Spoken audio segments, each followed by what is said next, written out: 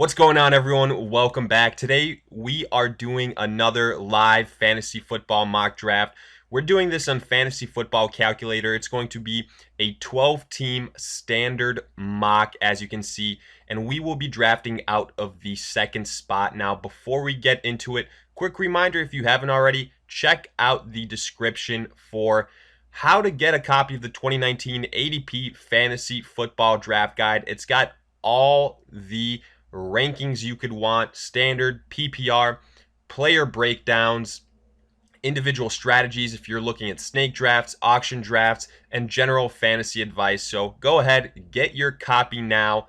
But with that being said, let's go back into this draft and kind of look at some of these players that we're going to be targeting.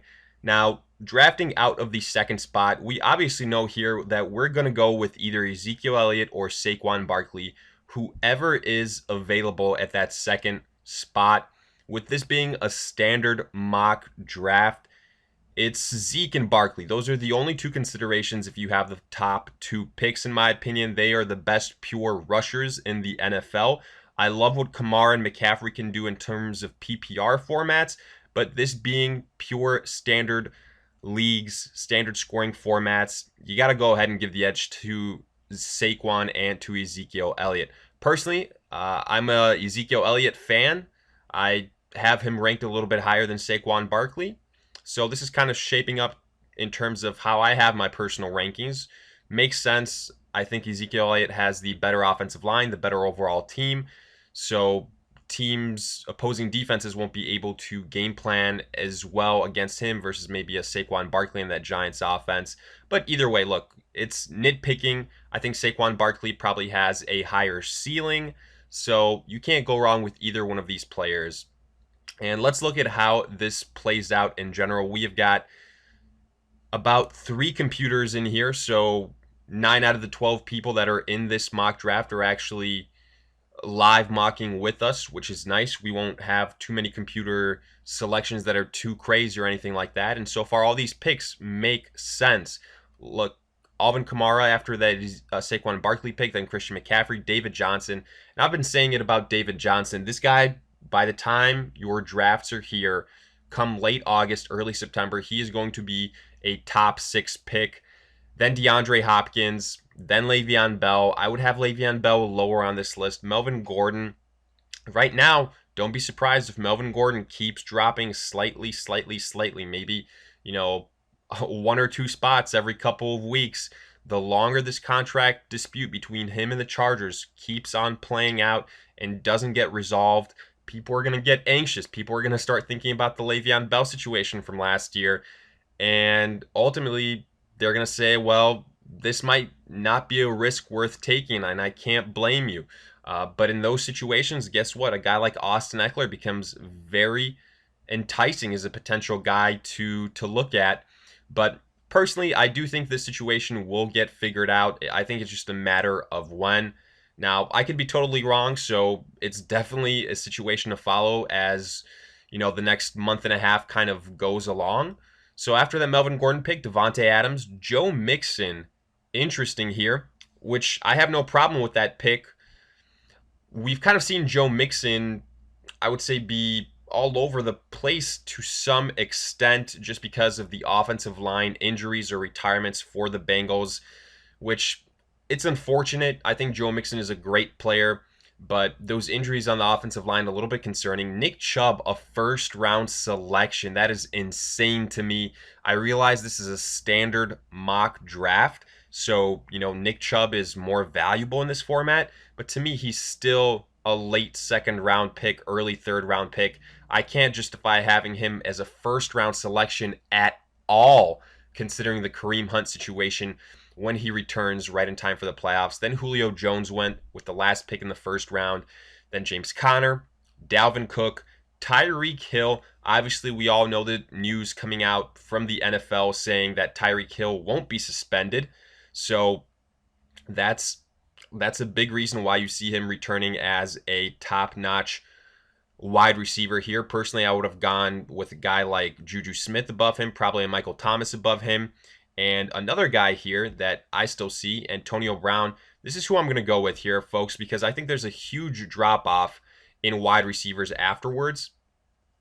Now, let's go ahead and make one more selection here before continuing to break down some of these other picks.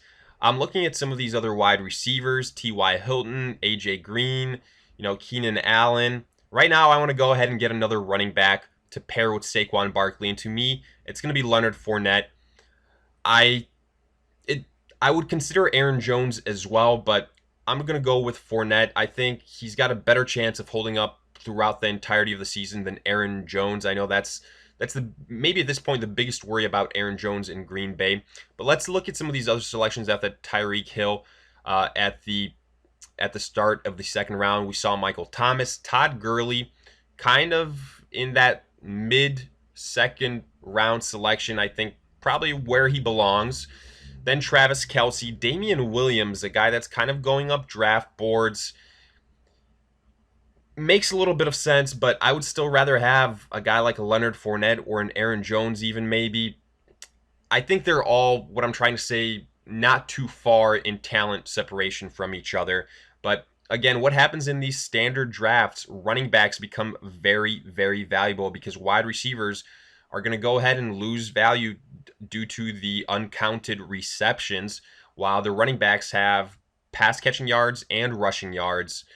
So for that reason, you kind of see that run on running backs. Then we had Odell, Mike Evans, Juju Smith. If Juju made it back to me, I would have been ecstatic. Instead, we go with Antonio Brown, who I would say is more of a PPR guy. Then Derrick Henry with the last pick in the second round. I know the jury probably still out on Derrick Henry. I'm not a Derrick Henry fan. I do my best to avoid him. I don't like the offense he's on. I think the Titans are just too inconsistent, so I don't have a lot of faith in Derrick Henry, and him at the end of the second round, way too steep of a price tag. I would much rather have Leonard Fournette or Aaron Jones, even Devonta Freeman, or maybe even Kerryon Johnson. So afterwards, we went with Leonard Fournette, and Aaron Jones went afterwards. Pat Mahomes, early third round, that is a reach to me. It wasn't a computer selection either. Looking at the next pick afterwards, AJ Green, I like that pick. I think a lot of people are sleeping on AJ Green. I've seen him go towards the end of the third round, sometimes even start of the fourth round, which is ludicrous. Devonta Freeman, not a bad trio of guys here with DeAndre Hopkins, Damian Williams, and Devonta Freeman. Kerryon Johnson afterwards, Keenan Allen afterwards. Makes sense. Keenan Allen drops a little bit since this is a standard format. Josh Jacobs, George Kittle, Travis Kelce was the first tight end off the list. Zach Ertz still on the board. Personally, I would take Zach Ertz over George Kittle. I know that people are worried about Dallas Goedert, but I just have more faith in Zach Ertz. I think he's the number one option on that offense. I think he's a more complete tight end. And with all the injuries that were in San Francisco in 2018, I wouldn't be surprised if a lot of those targets that went in the direction of George Kittle don't exactly show up again this year. But still, end of the third round, decent value for George Kittle, no matter how you slice it. Amari Cooper afterwards, Adam Thielen at the end of the third round, T.Y. Hilton, David Montgomery, Mark Ingram, Philip Lindsay, Stephon Diggs. Very good value on Stephon Diggs. Wow. Brandon Cooks. Then Zach Ertz finally. Incredible value for Zach Ertz.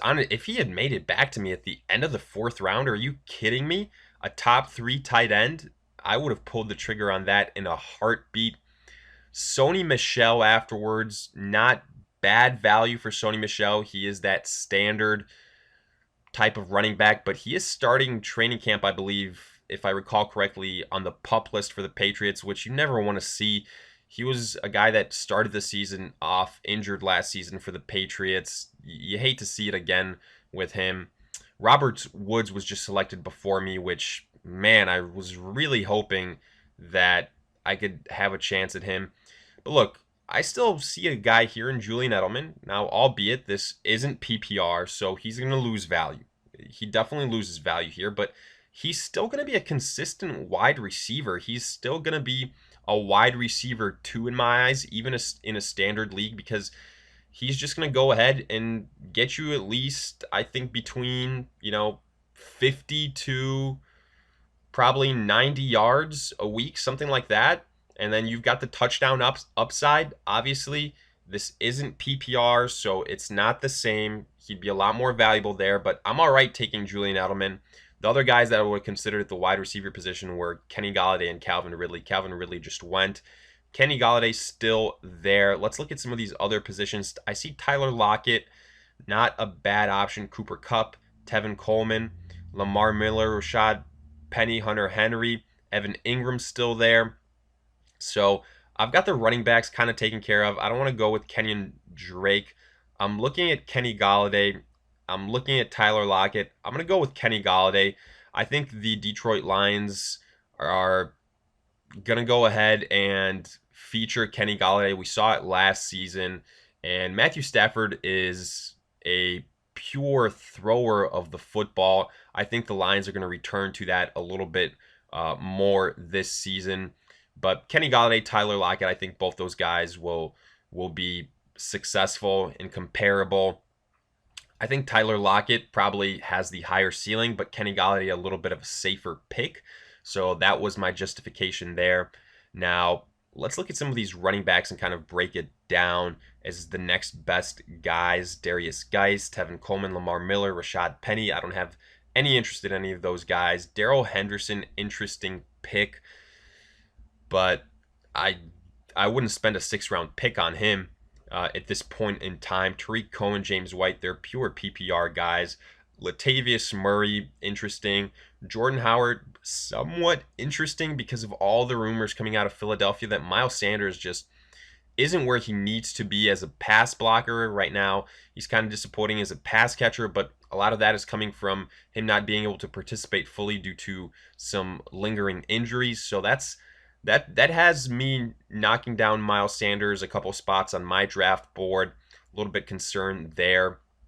So let's go back to this big board and look at some of these other selections. After Kenny Golladay, who we selected in the 5th round, we saw Kenyon Drake, who to me is a more PPR-based running back again, but probably was the next best available running back. Alshon Jeffrey afterwards, I like that pick. Andrew Luck, okay. I don't like the fact that Andrew Luck was the 3rd quarterback. To me, he should be the 2nd quarterback pretty much always after Patrick Mahomes, Deshaun Watson. I think he's going to be a top 5 quarterback, but not better than Andrew Luck or Aaron Rodgers. So afterwards, we see Tyler Lockett. We see the aforementioned Aaron Rodgers. O.J. Howard. So he is the 4th tight end off the board. Tevin Coleman. Cooper Kupp finally goes off the board. Again, someone that loses a little bit of value in standard leagues. Evan Ingram. I was hoping maybe outside chance that he makes it back to me, but I knew that wasn't going to happen.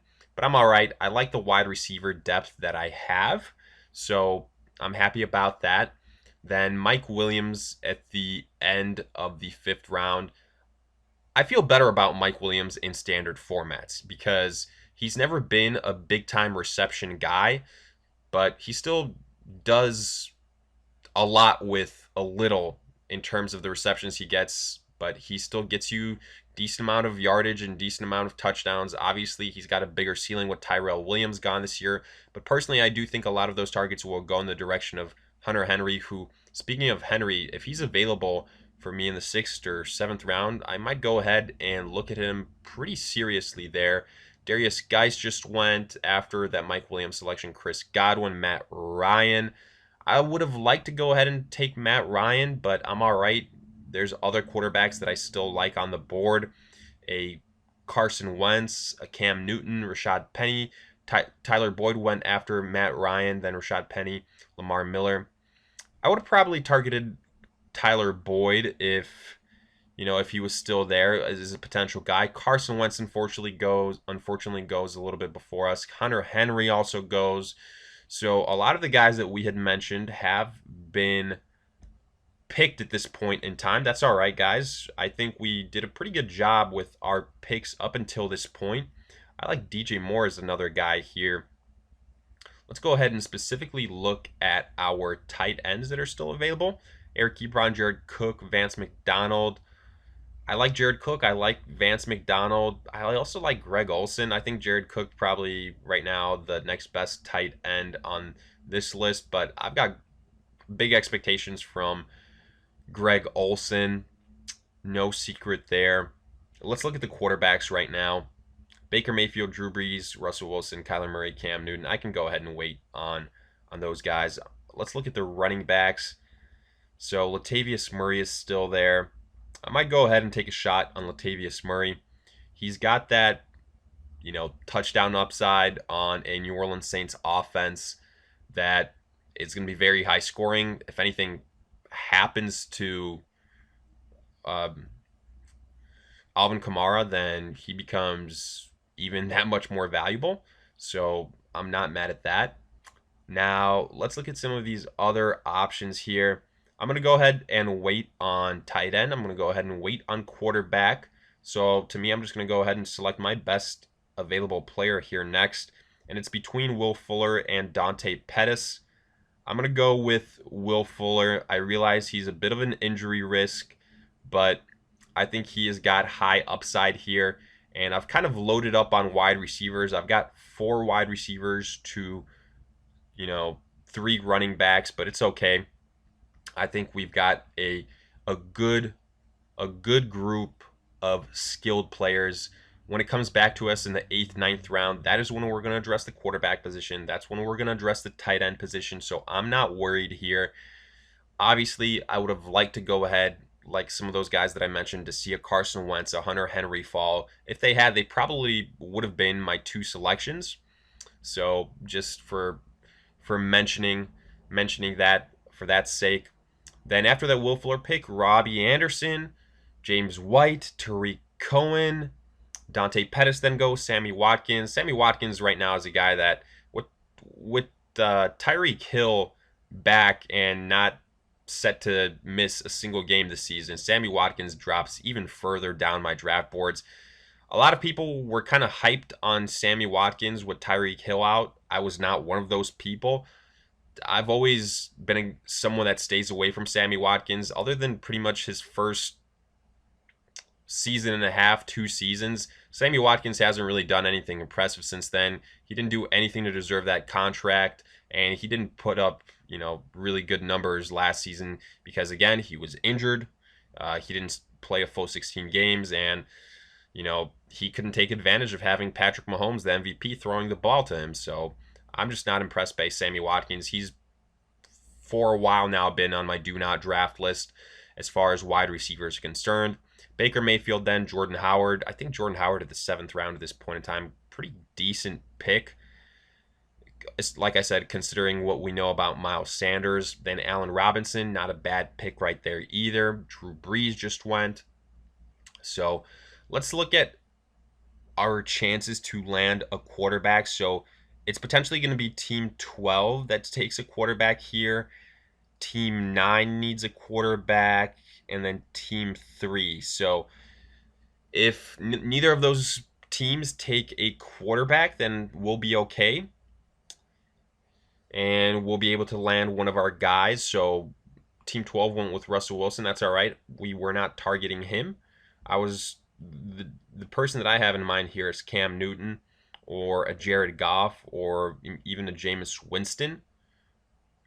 Kyler Murray, I know a lot of people are high on Kyler Murray, and I get it. I just, right now, don't have that much faith in him as a starting quarterback. I'd rather go ahead and go with a Cam Newton. I think I realize he's got a bit of an injury history. I understand it, but I have more faith in Cam Newton than Kyler Murray at this point in time. Same with Jared Goff, Jameis Winston, to a degree, but I will say Kyler Murray, he's very enticing because of the ceiling. A lot of people are talking, is he going to break Cam Newton's rushing touchdown record as a rookie? Is he going to break the Baker Mayfield rookie passing yard record? It's interesting to think about, and I would take a chance on Kyler Murray. A lot of different platforms have him ranked differently, but he is a quarterback that is rising up on draft boards. I'd like to go ahead and have him, but probably as a backup. Right now, I'm going to go ahead and take my next best available quarterback, which is Cam Newton. So there we go with that. We're set at the quarterback position. Let's look at the top overall players still left. So we see a Ronald Jones. Again, we see some of these quarterbacks, and I'm looking at the situation here. I'm going to go ahead and make sure I get a tight end right now. I know this is a reach on Greg Olsen big time, but I don't want to be in a situation where, you know, I'm left without a tight end or someone else snags him, even though pretty much everyone in front of me has a tight end other than one team. But for the sake of having kind of a complete roster and being able to analyze it, we're going Greg Olsen there. I didn't want to sit through, a full 15 rounds where it's going to come down to defenses and kickers. We've got a good core roster here to go ahead and analyze, you know, and grade this roster, kind of go ahead and give our prediction.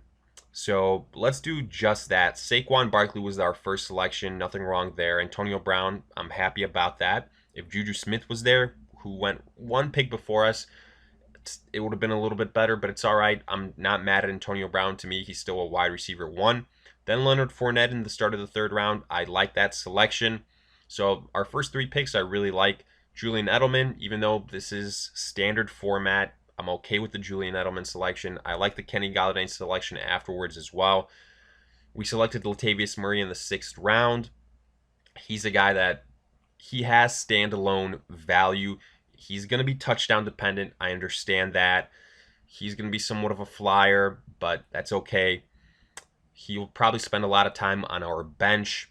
I would have liked to see Darrell Henderson as a possibility. He's got higher upside, definitely, than Latavius Murray to me, especially with Todd Gurley's situation still being a huge question mark, but he went one pick before us. Then Will Fuller, I like high upside wide receiver there. Cam Newton, I'm not mad at that quarterback selection. I would have liked if Carson Wentz had dropped, but it's okay. Greg Olsen, we acknowledge that that was going to be a reach at that position, but it's okay just for putting together a more complete roster. And it's back to our pick. So while we're going ahead and breaking this down, let's go ahead for the sake of it, make another selection. And Austin Eckler here caught my eye, so I'm going to go ahead and just select him, another high-end running back based on what happens with Melvin Gordon. So not bad there. I'm just going to let this thing play out from here on out and analyze some of these other teams. So I like our team so far. Let's analyze Team 1, Zeke, Derrick Henry, Marlon Mack. I think this team could have done so much better at the running back position in the 2nd and 3rd round. So I'm iffy on this team already. Calvin Ridley as your first wide receiver, that's tough. But that's always going to be the case when you go running back heavy in the first 3 rounds. Deshaun Watson, I didn't like that pick considering you knew that wide receiver was a position that was lacking. You could have still gotten a decent quarterback afterwards, but Team 1 did get lucky with DJ Moore afterwards, Eric Ebron, Marvin Jones, Kareem Hunt. So personally, I still like my team better than Team 1. Let's go with Team 3. Alvin Kamara, Juju Smith, love that. Aaron Jones, great. Robert Woods, great. Kenyon Drake, more PPR based. Darrell Henderson. I really like Team 3. David Njoku, Adrian Peterson, James Winston. I like Team 3. I think there's certain selections here that put it over a little bit better in some categories than my team. I like Juju Smith as a better wide receiver 1. I like Robert Woods as a better wide receiver 2. But, Kenyon Drake, again, better running back 3 there. So to some extent, I gotta give a nod to Team 3 here, but it's close. I also realize that Saquon Barkley over Alvin Kamara to me is more valuable. Then Team 4, Christian McCaffrey, Mike Evans, Pat Mahomes, Chris Carson, Alshon Jeffrey, Jarvis Landry, James White. A lot of PPR guys here stand out with dudes like Jarvis Landry and James White in those later rounds. So, still I like my team and Team 3 better than Team 5. Computer drafted here David Johnson, Odell, AJ Green, Sony Michel. I actually don't mind this team. Andrew Luck, Hunter Henry, Tariq Cohen, Christian Kirk, Ronald Jones. Not a bad squad. DeAndre Hopkins for Team 6, then Damian Williams, Devonta Freeman, Zach Ertz, Tyler Lockett, Carson Wentz, Dante Pettis. Ooh, I really like that team so far. Might be my new favorite team, honestly. I'm a fan of it. Then Team 7, Le'Veon Bell, Travis Kelce, Kerryon Johnson. Brandon Cooks, Aaron Rodgers, Lamar Miller, Sammy Watkins. Oof, you got a hard drop off at the wide receiver position here, folks. But the hope is to make up with it with the Travis Kelce selection. I'm not a fan of taking tight ends that early, but if it pans out, it could be okay. Le'Veon Bell, much more PPR based running back, though. Then team 8, Melvin Gordon, Todd Gurley. Two huge question marks to the running back position right now on paper, assuming they both play. Both very good value picks. Afterwards, Keenan Allen, Stephon Diggs, sure, good. OJ Howard, good. Rashad Penny, meh. Chris Carson, obviously the go-to guy. Baker, N'Keal Harry, Geronimo Allison. I do like those wide receiver selections. Team 9, Devontae Adams, Michael Thomas, good. Josh Jacobs, Philip Lindsay, Tevin Coleman. So when you go wide receiver heavy, you got to go with upside running backs. They did that with Josh Jacobs and Philip Lindsay. Tyler Boyd, I like that value pick. Jordan Howard, not a bad squad. Team 10, Mixon, Tyreek Hill, George Kittle, Mark Ingram, Cooper Kupp, Matt Ryan, Allen Robinson, Chicago defense in the 8th round. Oh my gosh. No way. You shouldn't be drafting defenses this early, guys, if not at all. Then Team 11, Nick Chubb, Dalvin Cook, Amari Cooper, David Montgomery. I think that was a reach on Montgomery. Evan Ingram, I like that at least. Chris Godwin, Drew Brees, Sterling Shepard, Jalen Samuels. So I think there were some reaches with Team 11, but it's not that bad, honestly, still. Julio Jones on Team 12, James Conner, Thielen, T.Y. Hilton, Mike Williams, Darius Geis. Ooh, that running back fall off. Then Jared Cook, Russell Wilson, Donta Foreman, Damian Harris. So honestly, I like my squad, just kind of rattling off everyone else's teams. I think the squad that we put together would be in the upper echelon of teams. I went ahead and kind of had a more balanced roster here. This is probably going to be closer to what I end up doing on my own personal draft day. I try to go ahead and have a balanced roster unless there's some just incredible values, which, it's going to happen. And I think it's justified that you can't pass up on those players at those points in time. But I like our roster. I'd probably give it a solid B. I think our first 5 picks were pretty good. Then, went with some high upside guys, so I don't mind it. And let me know what you guys thought. Did you agree with some of these selections? Do you like the squad that we were able to put together?